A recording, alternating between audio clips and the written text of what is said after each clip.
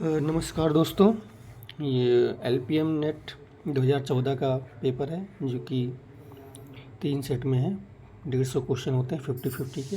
तो ये पहला सेट है। इसमें पहला क्वेश्चन है, Pulikulam is a newly registered cattle breed from which state. तो वो तमिलनाडु है, क्योंकि ब्रीड से क्वेश्चंस आते हैं। तो जो ब्रीड रजिस्टर करने की जो एजेंसी है वो NBAGR है, national bureau of animal genetic resources, जो कि करनाल हरियाणा में है। तो NBAGR की साइट पे जा करके न्यू ब्रीड्स को देख सकते हैं, क्योंकि न्यू ब्रीड्स से क्वेश्चंस आते हैं। दूसरा क्वेश्चन है, milk and milk product are exceptionally poor in iron, copper and cobalt. तो जो मिल्क है, मिल्क में जो है इसमें बेसिक डेयरी से भी क्वेश्चंस आते हैं। तो मिल्क जो है आयरन, कॉपर और कोबाल्ट तीनों की मिल्क में कमी पाई जाती है। The foul with black flash और कड़कनाथ है।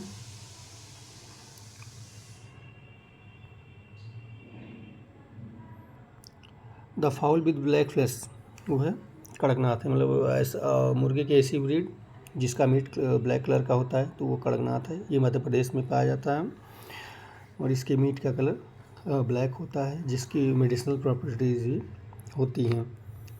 फोर्थ क्वेश्चन है, what hereditary characters in domestic animals and poultry can you think of that are fully expressed regardless of environment after birth. क्या है वो फिजिकल ट्रेट्स हैं। पांचवा क्वेश्चन है, crossbreed cattle strain develop at Patna military farm. तो जो है Patna military farm पे जो है टेलर ब्रीड जो है डेवलप की गई है, क्रॉस ब्रीड। क्वेश्चन नंबर 6 है, in which method of selection only one trait is selected eight A time. ये ब्रीडिंग से क्वेश्चन है। टैंडम मेथड ऑफ जो सिलेक्शन होता है, इसमें एक ही ट्रेट एक बार में लिया जाता है और जब तक अपग्रेड नहीं होता उसी पे काम किया जाता है। नेक्स्ट क्वेश्चन है, which research institute has developed Vrindavani strain. Vrindavani strain कौन से इंस्टीट्यूट ने डेवलप किया है, तो वो IVRI इज्जत नगर है। नेक्स्ट क्वेश्चन है 8वां number, draught purpose breed of the cattle originated in UP. तो यूपी में जो ड्रॉट पर्पज भारवाही ब्रीड है डेवलप हुई है वो है खैरीगढ़ है, पनवार है और कथा है। क्वेश्चन नंबर 9 है, feed states can be expressed by feed conversion ratio and feed efficiency and both traits are correlated with body weight respectively. तो ये फीड न्यूट्रिशन से ये क्वेश्चन है, इसका आंसर होगा निगेटिव एंड पॉजिटिव।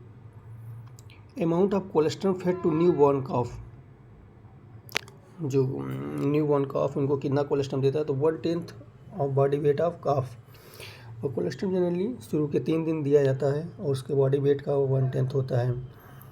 इसमें इसको पैसिव इम्यूनिटी जो है मिलती है, जिसमें से गामा ग्लोबिन वगैरह इंक्लूडेड होते हैं। क्वेश्चन नंबर 11 है, with azolla feeding to livestock how much concentrate can be reduce. Azolla feeding से हम कितना कंसनट्रेट घटा सकते हैं, तो लगभग 20 से 30%। क्वेश्चन नंबर 12 है, selenium and which of the following vitamin is metabolically related. तो विटामिन सेलेनियम से जो है, सेलेनियम और विटामिन ई ये दोनों जो है मेटाबॉलिकली जो है रिलेटेड है। क्वेश्चन नंबर 13 है, cervix is a fibrous organ compose predominantly which of the connective tissues. Cervix जो है उसमें कौन कौन से टिश्यूज कनेक्टिव टिश्यूज पाए जाते हैं, तो collagenous elastin and collagenous reticulin. और ये सारे question mostly Thomas and Shastri and handbook of animal husbandry इस दोनों में मिल जाएंगे। Which of the hormone secreted by granulosa cells of ovarian follicle control the release of FSH from the anterior pituitary. तो वो है इनिबिन हार्मोन। देखिए, जो ग्रोथ हार्मोन होते हैं वो एंटीरियर पिट्यूटरी से रिलीज होते हैं, और जो जैसे ऑक्सीटोसिन वगैरह है तो वो पोस्टीरियर पिट्यूटरी से रिलीज होते हैं। Standing heat is a period during stress of a cow when the animal stand still to be mounted. Standing heat जो है हीट पीरियड का एक पार्ट होता है जिसमें उसको जब तक माउंट नहीं हो जाता stand till to be mounted.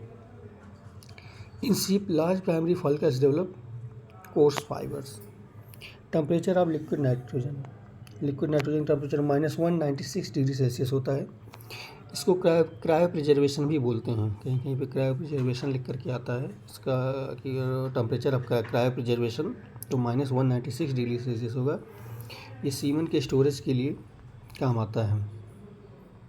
The tail to tail double row housing system of buffalo is more useful as it provides. Tail to tail जो होता है उसमें क्या होता है, टेल टू टेल को ही बेस्ट माना गया है क्योंकि जब ज़्यादा संख्या में जानवर होते हैं तो टेल टू टेल सिस्टम ही अपनाया जाता है। Useful as it provides ease of feeding and supervision, क्योंकि टेल टू टेल में क्या होता है कि जो मैनेजर होते हैं उनका जहाँ पे हम चारा देते हैं वो उस ईज ऑफ फीड देने के लिए और उसका सुपरविजन के लिए जो है ये ईजी होता है, और साफ़ सफाई के लिए भी क्योंकि बीच में कॉमन पास होता है, नाली होता है, जिससे साफ़ सफाई के लिए भी ईजी होता है। Eaves projection is an important part associated with the construction of roof. जब उसका रूफ बनाते हैं तो उसमें साइड में थोड़ा सा निकाल देते हैं जिसको ईव्स प्रोजेक्शन बोलते हैं, जिससे क्या है कि पानी वगैरह अंदर ना आए, तो ये रूफ से रिलेटेड है। Corners in building are inaccessible to animals and it is called residual space. The number of agro climatic zones in India को जो 15 एग्रो क्लाइमेटिक जोन्स में बांटा गया है। अगर ये क्वेश्चन पूछता है एग्रो इकोलॉजिकल जोन कितने हैं तो वो होंगे 20। Normally the incidence of abortion in cattle heard should not be more than, जो आइडियल पशु फार्म होता है उसमें जो एबॉर्शन इन कैटल हर्ड है वो 2 से 5% से ज़्यादा नहीं होना चाहिए। Milk fever in cow occurs due to deficiency of, milk fever जो है हाई यील्डिंग जो काउज होते हैं उसमें शुरुआती दिनों में होता है, कैल्शियम की कमी से होता है। या कहीं कहीं क्वेश्चन आ जाता है कि किस बुखार में टेम्परेचर जो है घट जाता है तो वो मिल्क फीवर होता है, ये कैल्शियम की कमी से होता है। नेक्स्ट क्वेश्चन है methylene blue detectase test is done to assess MBR, ये कहीं लिखा था MBR टेस्ट किस लिए किया जाता है, तो ये जो कंसंट्रेशन ऑफ स्पर्मेटोजोआ, सीमन में कितना कंसंट्रेशन है स्पर्मेटोजोआ कि उसको जानने के लिए MBR टेस्ट करते हैं, मिथाइलिन ब्लू डिटेक्टेज टेस्ट करते हैं।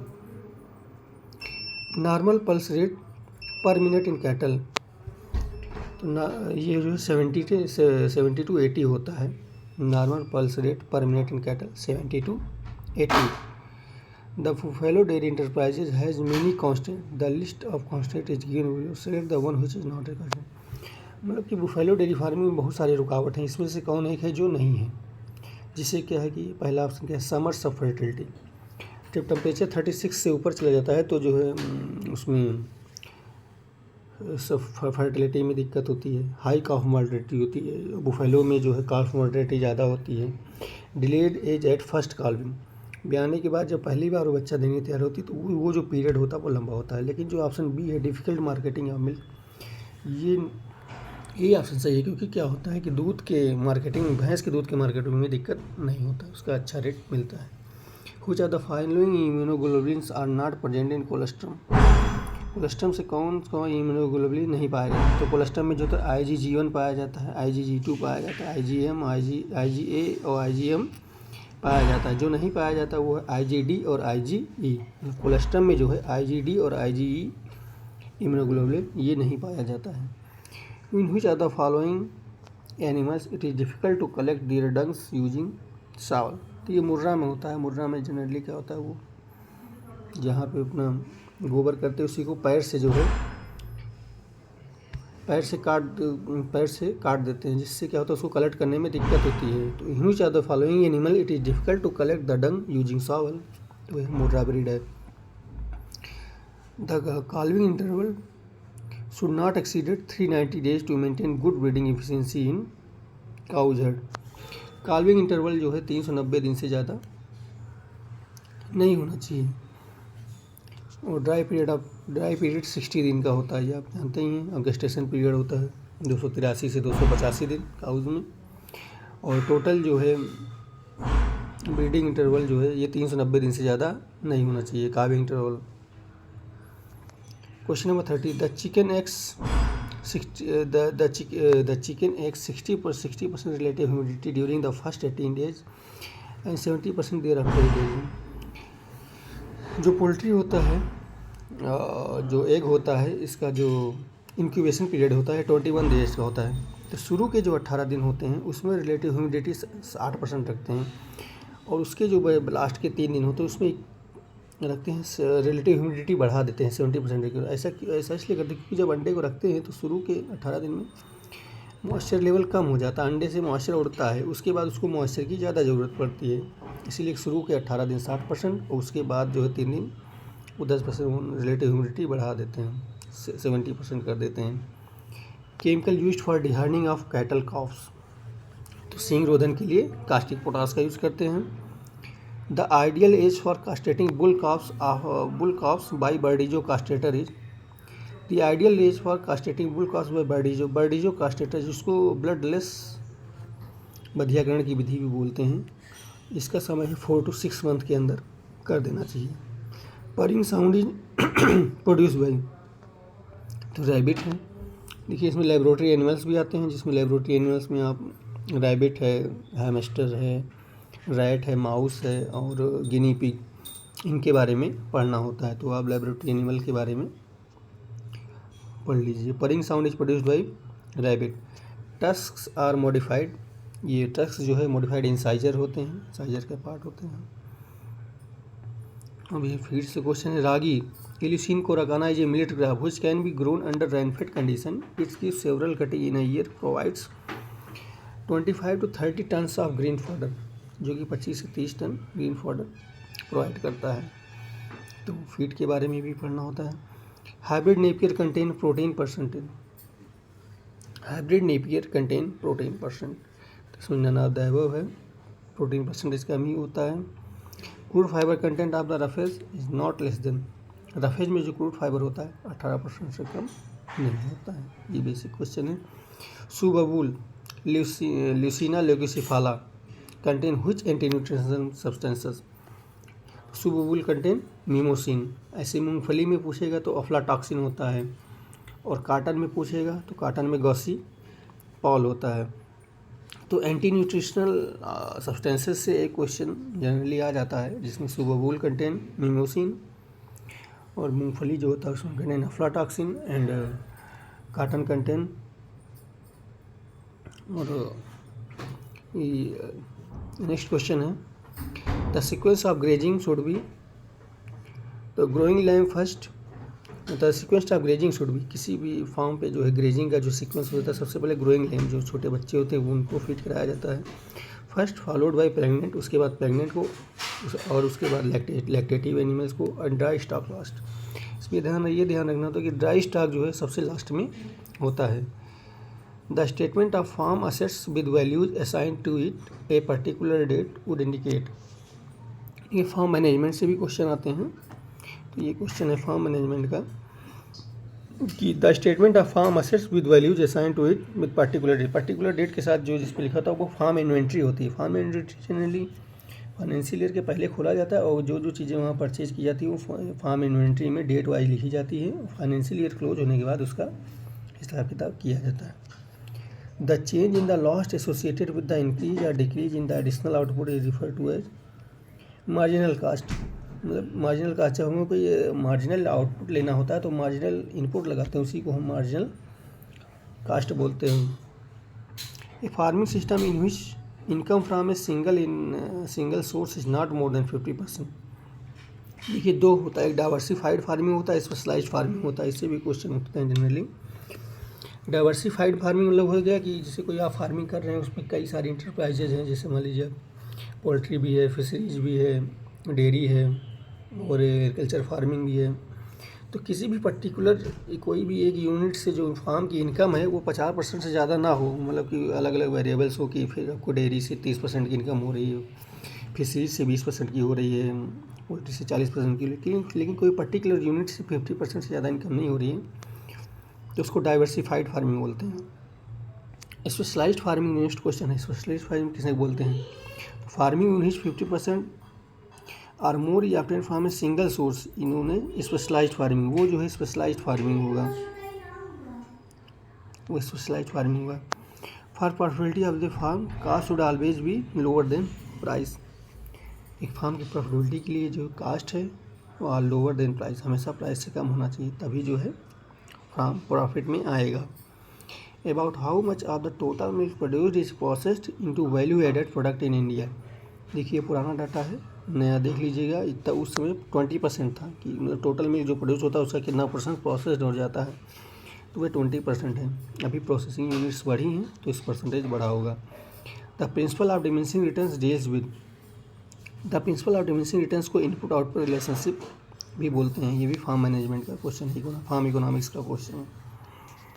Eight a micro level the farmer incurs a loss of at least 2000 to 25,000 per animal during the one stress cycle of 21 days due to unstress repeat.